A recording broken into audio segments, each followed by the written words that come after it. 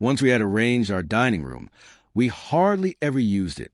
We preferred the cozy atmosphere of the kitchen, and that had been the case for a long time.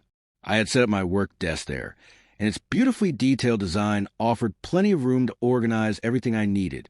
I'll admit I was somewhat obsessive about cleanliness, and I adored the soft, diffused light that filled the space. Then she walked in, the sound of her new high heels clicking sharply on the floor, announcing her arrival. She called out to me, but I was too focused on my work to respond. Only when I was finished did I finally shout back, "I'm here. Can you come in for a minute?" She rolled her eyes before stepping into the doorway. "What is it?" she asked, clearly in a rush. I pulled her close and wrapped my arms around her. At 47, tall and graceful, she had an alluring figure. Her chest was beautifully proportioned, not too large, but very responsive. Having no children, she hadn't gone to the challenges of post-pregnancy weight, and her figure remained nearly the same as when we married 27 years ago. I had always admired her chestnut hair, but I couldn't help feeling a little disappointed when she went blonde 4 months ago. She didn't look quite herself. Perhaps I was just being biased. "I won't take long," I reassured her. "Besides, I have a feeling your meeting might be canceled. Let's go. I'll leave you in peace to finish this up. You made it pretty clear where you prefer me to be." She sighed dramatically, rolling her eyes before sitting down opposite me. "Thanks." As I said, "I'll be brief," I continued. "I want you to think carefully and be honest. This isn't just a hypothetical. Tell me, in monetary terms, how much do you think intimacy with you is worth? Do you believe different acts have different values? I know escorts have varying rates. I'm not exactly sure how much women charge for their affections, but I imagine it's quite a bit. I need your help to set a baseline for some research. In your opinion, is your value closer to that of a courtesan or more like a street worker? Or maybe I should aim for something in the middle?" I paused briefly. Should I factor in things like enthusiasm, skill, and seductive elements, lingerie, mood lighting, candles, indulgences like strawberries and chocolate? I'm also considering the appeal of motels and similar places. As I continue my monologue, I observe her expression shift. Her mouth opens slightly in disbelief, but when I pause to give her a chance to respond, she quickly closed it. "What are you talking about? This isn't funny, Donald. It's ridiculous," she said, using my full name, a clear sign of irritation. I knew if I pushed further, she'd explode in anger. "Oh, I get it, Sherry. It's absurd, just like everything else has been since you started flirting with Jameson." "So it's Jameson, is it?" I added, "What a pretentious name. He's just some bumpkin in a suit.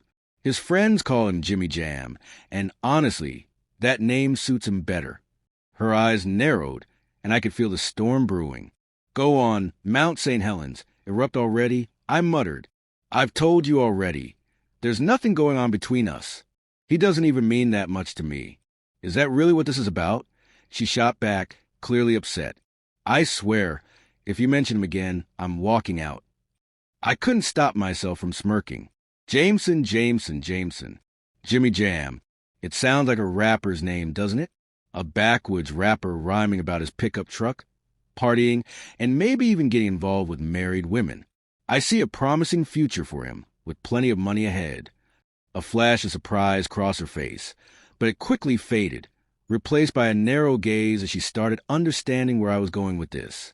"I'm really sorry, Sherry," I said, trying to smooth things over. "I got off track, and it won't happen again.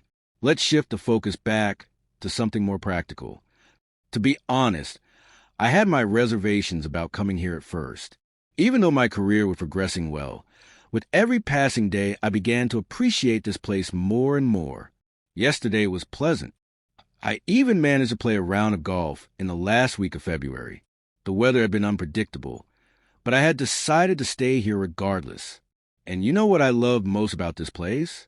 It was one of the few states where you could still file an alienation of affection lawsuit. You could actually sue someone for taking away your spouse, which was pretty rare these days. Of course, it required a specific set of circumstances to win and receive compensation, but the possibility was still there, and it was intriguing. That's why I dived deep into this research. I want to compile a thorough report outlining the behaviors in question, their frequency, and the methods I had used to gather the data. I had a few video recordings and several witnesses, which should provide a solid foundation for my conclusions. However, it would be really helpful if she could clarify something for me. How much do you think a night with you is worth? Almost like a consultation with an expert. My lawyer had found my idea amusing, but ultimately saw its potential, citing precedent. This could change the way people viewed these types of lawsuits, raising the financial stakes and potentially leading to more settlements. It would benefit the lawyers and make it easier for judges to determine appropriate financial payouts. I need your cooperation on this. If you don't, my lawyer will make sure your involvement is thoroughly documented step by step. These are the kind of statements I need, and you should consider the benefits you might gain once the separation and divorce papers are signed. After that, any expenses we incur will stop. We won't even need to serve official notice. It's easy enough. Just visit his office. Think ahead about how much you and Jameson can save on gas and hotel expenses if you start living together. By the way, he does have a spare room, if he can persuade his wife to agree. Incidentally, I've shared my findings with her, and she plans to use them in her case against you, so it might be better if you meet somewhere else. You could even split the attorney's fees with her. His gaze drifted down to Sherry, unconscious on the dining room floor. It wasn't so much a fall as it was like a balloon deflating as she slowly sank down. So much for being an expert consultant, but that was no longer important. The documents I had prepared spoke for themselves. I neatly printed out my research, folded it, and placed it on her chest. She'd find it once she woke up. In the meantime, my lawyer, Mrs. Jimmy Jam, and I were off to dinner at the best barbecue joint in town. I hoped Sherry understood that once that door closed behind her today, there was no going back. I needed to change the locks. It had gotten to the point where I couldn't even enjoy a meal in peace. Sherry had called me 10 times, and I'd had to mute her. At that moment, Mrs. Jimmy Jam was telling one of her funny stories about her wandering husband. She mentioned she was thinking about writing a book titled Life with a Dog. It turned out Sherry wasn't the only woman in his life. She offered to provide me with the addresses of the other wives, so I could share my plan with their husbands once mine was finalized. After all, we didn't want everyone flipping the script all at once, right? I refocused on her story. Things were far from simple. Sherry wasn't ready to end the marriage. She was genuinely sorry and insisted it would never happen again, claiming she had learned from her mistakes. For 5 months, she fought to salvage a relationship, but eventually, she gave up, signed the divorce papers, and went back home. By the time the process started, Jameson had attracted media attention, and the judge, an eccentric old-timer with 2 ex-wives, allowed me to testify as a witness. The courtroom burst into laughter when Jameson tried to blend into the background. Surprisingly, he turned out to be quite wealthy, owning half a car dealership. In the end, I received a much larger settlement than I had anticipated. Mrs. Jameson got the house, and a quarter of the dealership.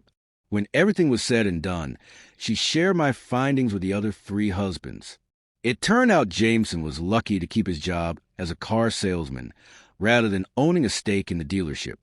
For nearly 3 years, I stayed away from women, until I met a fiery redhead from the countryside, a widow with 2 young sons. I began coaching her kids in soccer when a friend convinced me to give dating another try. At first, things didn't click between us, but over time, we grew closer. She often teased me about my chivalrous gestures in public, holding doors open, pulling out chairs at restaurants, always being attentive in social settings. She kept joking until our 3rd date, when I finally lost my patience. I told her, "If you don't like being treated like a lady, that's your choice. But if you're with me, I will treat you that way. If you want to be treated poorly, go back to where you came from." She looked confused, but quietly waited for me to open her car door. We drove home in silence. Later, as I walked her to her door, she apologized. I did my best to explain my point of view. I was raised with certain values.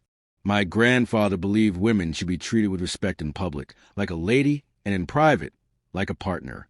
And of course, he had his own views on intimacy. Her eyes glimmered in the moonlight. And if I were to be in a relationship with you, how would I engage with you in that intimate space? I asked. I would cherish you as an incredible individual, focusing on making our time together unforgettable. My goal isn't to dominate or control, but be a lover who leaves you completely fulfilled. But I could tell something was holding her back. Do you know what might be stopping you? I asked. She hesitated, overthinking. The next morning, we were late picking up the boys, and her mom gave us a knowing smile. A year later, we gathered them around the table to share the news. In 5 months, I would be their new dad. They burst out in joy. We had a playful relationship, and I joked with the eldest, telling him he'd be the one to carry the ring. The youngest was curious about his role and asked, "What will my part be?" I replied, "Well, we'll need a flower girl." "Mommy, Daddy want me to be the flower girl," he exclaimed. I reassured him, "You'll look absolutely stunning in the dress." He seemed on the verge of tears, so I pulled him into my arms and sat him on my lap. "I'm just kidding, son. How about you carry the ring, and your brother will be the best man?" No one objected, and that's exactly how it went. 5 years later. It's amusing to hear them grumble about having to look after their little sister. After that, I never saw Sherry again. According to my older brother, she lived alone and worked 2 jobs to support herself after the divorce. It was as if she had disappeared. And you know what? I don't regret for a second that Sherry cheated on me and our marriage ended. In fact, I'm grateful to her because now I'm truly happy with the woman who gave me a daughter. The only thing I regret is wasting 27 years on someone who didn't deserve me.